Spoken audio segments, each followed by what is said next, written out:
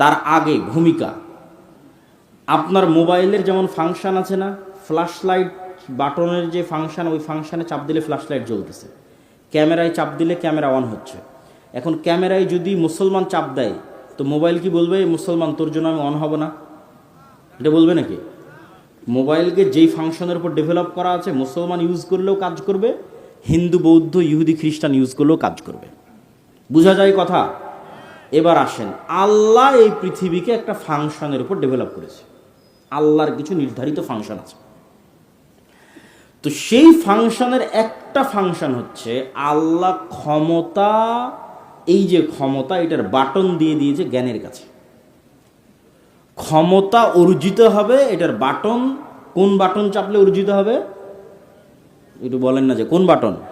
জ্ঞান। একটু জোরে বলেন, কোন বাটন? জ্ঞান।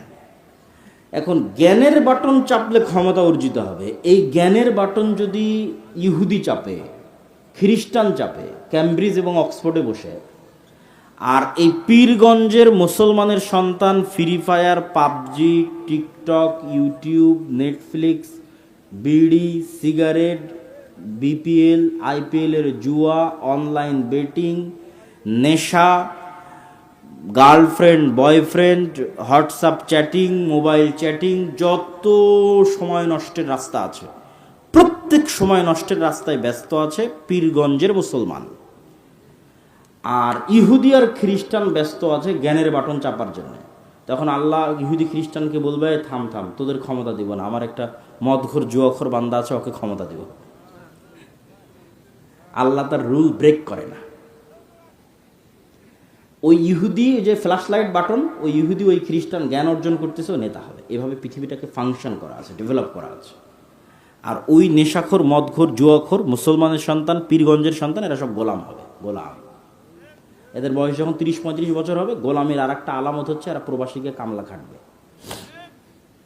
গোলামের আর একটা আলামত হচ্ছে যারা সৌদি, কুয়েত, কাতার, বাহরাইন প্রবাসে যাবে না, এরা হচ্ছে অবৈধ উপায়ে লিবিয়া হয়ে, ওই ভূমধ্যসাগর পার হয়ে ইউরোপে যাবে।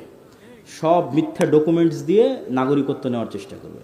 মিথ্যা ওয়াদা, মিথ্যা কথা, মিথ্যা সাক্ষ্য এবং মিথ্যা তথ্য দিয়ে বেনিফিট নেবে। পুরো লাইফটা মিথ্যার ওপর ভরপুর।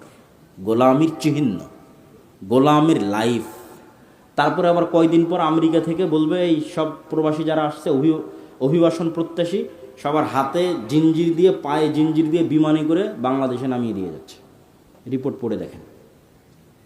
ইউরোপেও শুরু হয়েছে অভিবাসন বিতাড়নের আন্দোলন, আমেরিকাতে তো চলছেই। তাহলে এগুলো হচ্ছে আমাদের গোলামির চিহ্ন বহন করে। এই গোলামি থেকে বাঁচার রাস্তা কি বাবা? জ্ঞান অর্জন করতে হবে, পড়তে হবে। এর বাইরে আর কোনো রাস্তা নেই। ইহুদিরা চায় যে মুসলমানেরা নেশা এবং জুয়ায় ব্যস্ত থাক। কেননা নেশা এবং জুয়ায় ব্যস্ত যে, তাকে গোলাম বানানো সহজ। ধরেন